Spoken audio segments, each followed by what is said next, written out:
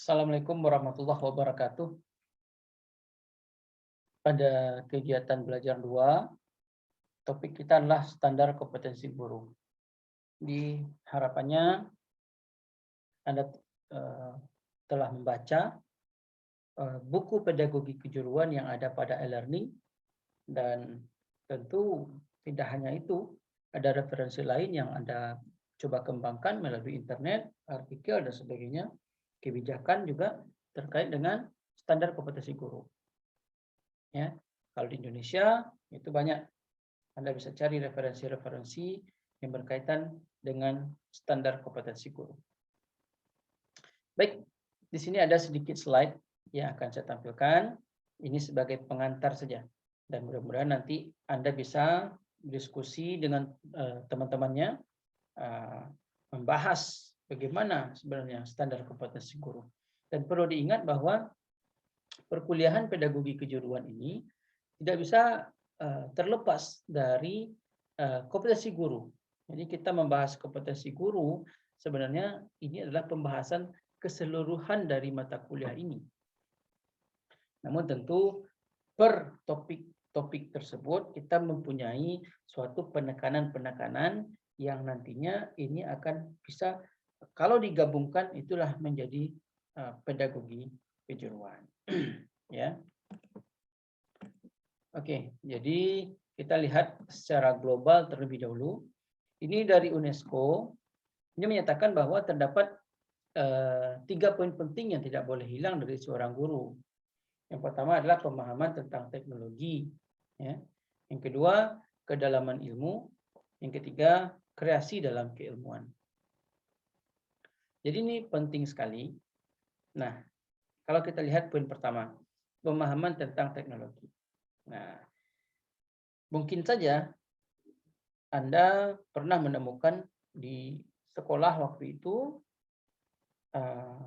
seorang guru senior atau mungkin tidak terlalu senior ya, dia mengalami kesulitan dalam penggunaan komputer, mengakses internet misalkan, atau menggunakan handphone, smartphone, dia mengalami kesulitan di situ. Nah, ini salah satu ciri bahwa di situ terdapat ketidakpahaman tentang teknologi. Nah, bisa jadi ini bukan salah mereka, ya, karena kondisi perkembangan teknologi yang begitu cepat, ya, jadi perlu adaptasi di situ. Nah, atau itulah dapat kita artikan bahwa penting adanya pemahaman tentang teknologi. Jadi seorang guru dia tentu harus mengupgrade diri terus terkait dengan teknologi. Begitu juga dengan kedalaman ilmu. Ya jelaslah seorang guru tentu dia telah memiliki kualifikasi untuk menjadi seorang guru.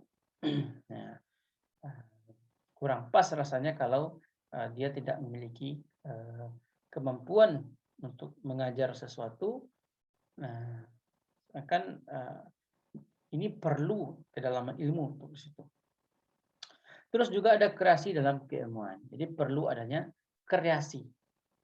Di satu sisi seperti ini. Seorang guru itu memiliki karakter yang berbeda-beda.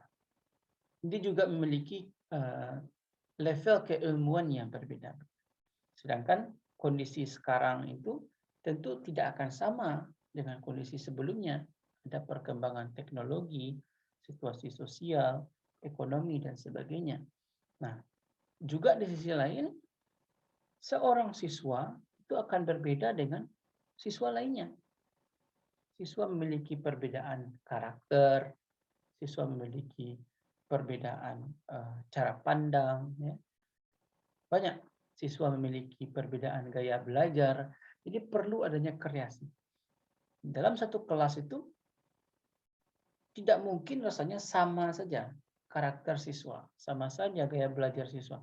Jadi guru harus melihat di situ bagaimana dia mengkreasikan diri dalam mengajar, mengkreasikan diri untuk bidang keilmuannya dan sebagainya. Ini pendapat atau pernyataan yang dinyatakan oleh UNESCO. Terus kita melihat kepada ini. Ada kompetensi pendidik menurut UNESCO. Jadi di sini ini ada sekitar berapa ini ya? 6, 4, 24. 24 ya. Kompetensi secara luas ini dan mendetail. Nah, jadi secara luas dan mendetail. Nah, kalau dilihat dari sisi kanan atas ini 3 hal yang tidak boleh lepas, ya, yang tidak boleh hilang. Pemahaman teknologi, kedalaman ilmu, dan kreasi dalam ilmu. Sedangkan di bagian sisi lain, ya sebelah kiri ini, mulai dari kebijakan dan visi, ya, kurikulum dan penilaian, pedagogi, komunikasi dan teknologi, dan ini pemanfaatan teknologi informasi ini, organisasi dan administrasi, ya, ini penting semua, pengembangan profesional guru, ya, penting semua. Dan ini adalah menjadi poin-poin penting yang nanti akan Anda diskusikan bersama teman-teman. Ya, saya singkat saja. Nah, UNESCO masih UNESCO menyatakan bahwa ada kondisi ideal perencanaannya. Ada yang kondisi saat ini, ya. Jadi kalau dilihat dari gambar ini, posisi ideal yang sebenar-benarnya itu adalah sisi terluar ini. Sisi terluar. Nah, pada tahapan ini, ya, Amerika itu membuat patokan di sini, ya, kondisi ideal. Sedangkan yang terjadi di lapangan saat ini, waktu itu 2008, ya, ini bagian tengah. Kalau kita lihat pada tahapan teacher training, ya, itu masih kurang, pedagogi, kurikulum, assessment, ITC, ya, school organization masih kurang. Yang mirip-mirip hampir sama itu policies, ya. Nah, ini kondisi di Amerika. Bagaimana kondisi di Indonesia? Nah, ini perlu sebenarnya kita kaji lebih mendalam. Namun yang paling penting adalah fokus kita kepada standar kompetensi guru. Nah, ini kita lihat dari segi Amerika secara internasional, ya. Bagaimana dengan Indonesia? Nah, di Indonesia sudah ada standar kompetensi guru, ya. Ada kompetensi-kompetensi yang harus dimiliki guru terbagi menjadi 4. Ada kompetensi pedagogi, kompetensi kepribadian, kompetensi sosial, dan kompetensi profesional. Apa saja bagian-bagian dari keempat ini? Ya. Kompetensi pedagogi yang pertama. Anda akan temukan nanti di internet, silakan Anda cari, atau dalam buku dan sebagainya. Kompetensi pedagogi ini lebih kepada pengelolaan. Sebenarnya bukan hanya sekedar pengelolaan. Kompetensi pedagogi itu mulai dari perencanaan pembelajaran, perancangan pembelajaran, pelaksanaan pembelajaran, dan penilaian sampai evaluasi pembelajaran. Jadi mulai dari perencanaan sampai selesai pembelajaran, termasuk pedagogi. Ya.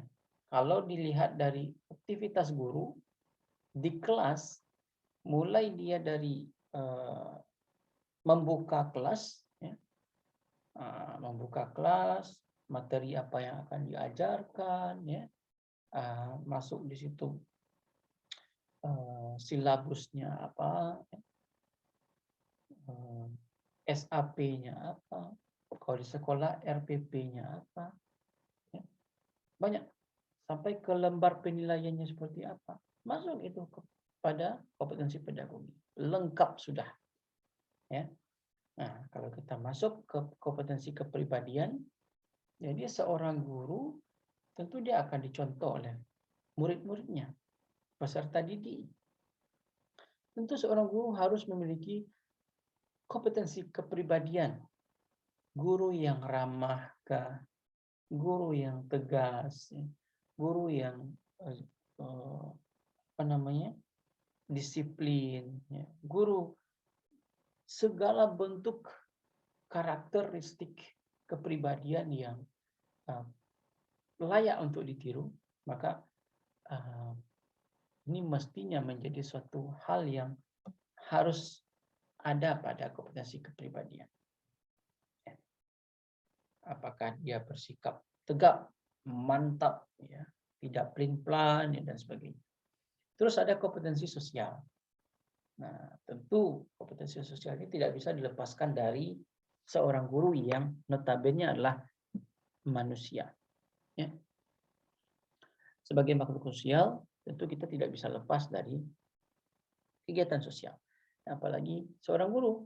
Guru dia akan berkomunikasi dengan murid. Tentu dia harus memiliki strategi, metode yang tepat agar komunikasi dengan murid itu berjalan dengan baik.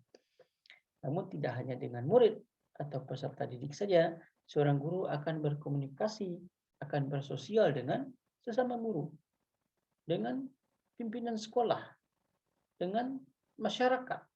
Ini banyak hal yang perlu diperhatikan untuk seorang guru dalam meningkatkan kualitas kompetensi sosialnya.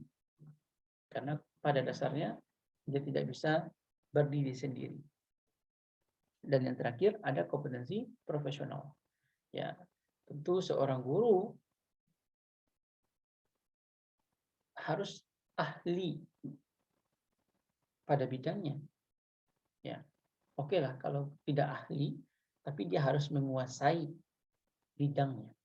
Dengan dia mampu mengajarkan sesuatu itu kepada peserta didik, ya, kepada muridnya, dan itu mampu dikembangkannya. Dia mampu tidak hanya memberikan transfer knowledge, ya, tidak hanya mentransfer pengetahuan, tapi dia juga mampu menanamkan apa-apa saja poin-poin penting di situ dalam bidangnya. Nah, jadi ada 4 kompetensi yang harus dimiliki oleh seorang guru. Terus ya, karena tadi singkat ya, targetnya memang seperti itu.